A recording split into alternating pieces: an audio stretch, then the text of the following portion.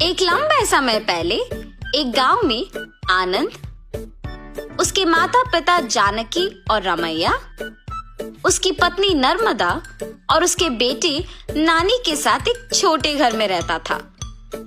आनंद नौकरी करके आए हुए पैसों से अपना घर चलाता था। जानकी उसकी बहू नर्मदा से सारे काम करवाती थी और उसे हमेशा ताने मार मार के दुखी करती थी, मगर नर्मदा उसे कुछ ना कह के चुप बैठती थी। ऐसे कुछ साल बाद आनंद अपने नौकरी से कमाए पैसों को बचा बचा के एक बड़ा नया घर खरीदता है। आनंद के खरीदे हुए नए घर में बहुत समय से एक भूत रहती थी।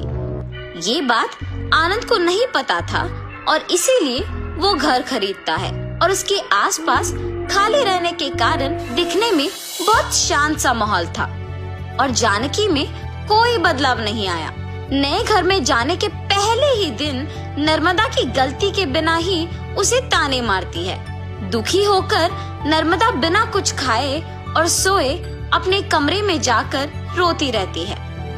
तब उस घर में मौजूद भूत नर्मदा को रोते हुए देख उसके पास आती है।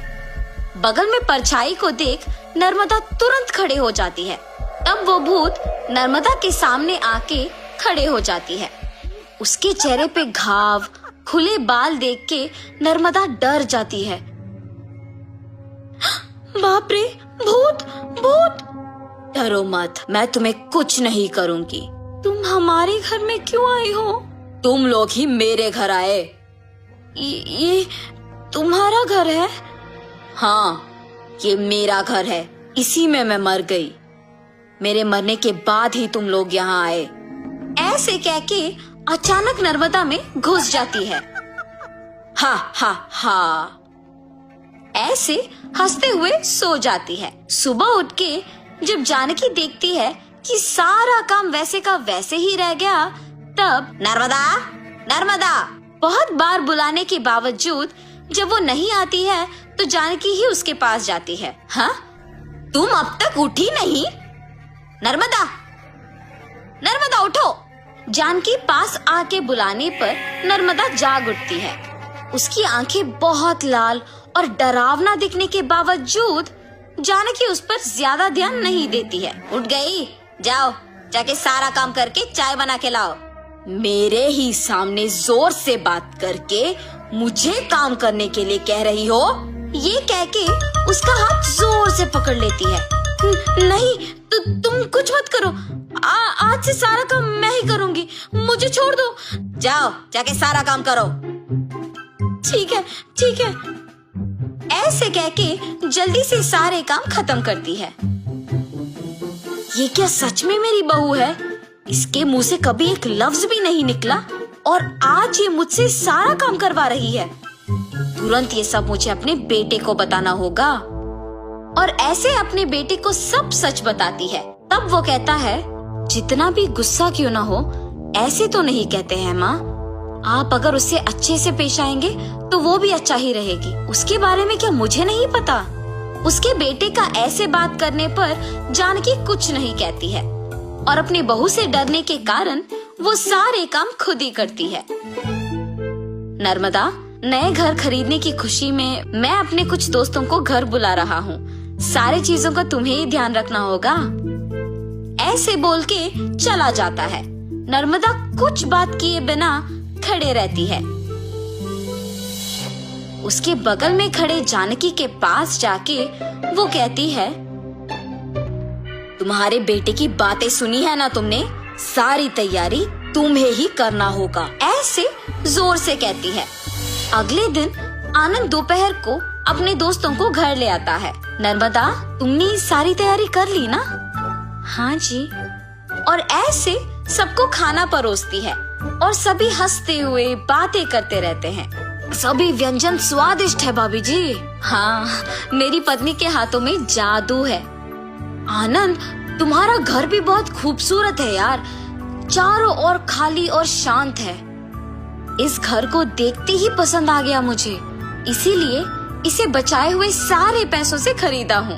अब इस घर का मालिक मैं हूँ। ऐसे आनंद कहता है।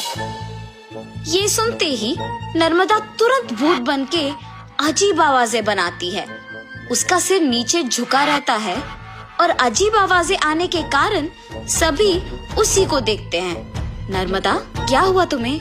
नर्मदा अचानक अपना सिर ऊपर करती है और क्या इस घर का मालिक तुम हो? मैं हूँ इस घर की मालकिन। ऐसे उसे घूरने पर आनंद अचानक हवा में ऊपर उड़ने लगता है। नहीं, ये तुम्हारा ही घर है, मुझे छोड़ दो। ऐसे कहने पर आनंद को नीचे छोड़ देती है। ये सब देख के घर के सारे मेहमान भूत भूत कह के वहाँ से भाग जाते हैं। नर्मदा जैसे उसे कुछ पता नहीं है अपने कमरे में जाके सो जाती है। आनंद, कम से कम अब मेरी बातों का यकीन करोगे तुम? तुम्हारी पत्नी में भूत घुसी है, भूत। देखो आज उसने क्या कर दिया। हाँ माँ, अब हम क्या करें? एक मांत्रिक को बुलवाना ही पड़ेगा। हाँ ठीक है माँ, कल उसी के पास जाएंगे। और ऐसे जब सब बैठे हुए थे, नर्मदा आती है और सभी डर जाते हैं। तब उन्हें देख कहती है, क्यों सब मुझे देख के डर रहे हैं? क्या हुआ तुम सबको? कुछ नहीं, अब आप तो कुछ भी कर सकते हो ना। क्या करना है मुझे? मैं जो बोलूँगा तुम नहीं कर पाओगी। मैं नहीं कर पाऊंगी? पहले बोलो। अच्छा, क्या तुम इस बोतल के अंदर घुस के वापस बाहर आ सकती हो? इतना ही, और मैं ये नहीं कर पाऊंगी? देखो। ऐसे बिना कुछ सोचे समझे नर्मदा में घुसी आत्मा अचानक उस बोतल में घुस जाती है और तुरंत जानकी उस बोतल का ढक्कन बंद कर देती है। भूत को मैंने इस बोतल के अंदर बंद किया है, अब इसे गांव के अंत में फेंक के आना होगा। और ऐसे उस बोतल को गांव के एकदम अंत में फेंक के आ जाती है। तब से जानकी अपनी गलती सुधार के अपनी बहू को ताने मारना बंद कर देती है। भूत के चले जाने पर सभी उनके नए घर में खुशी से जीते हैं।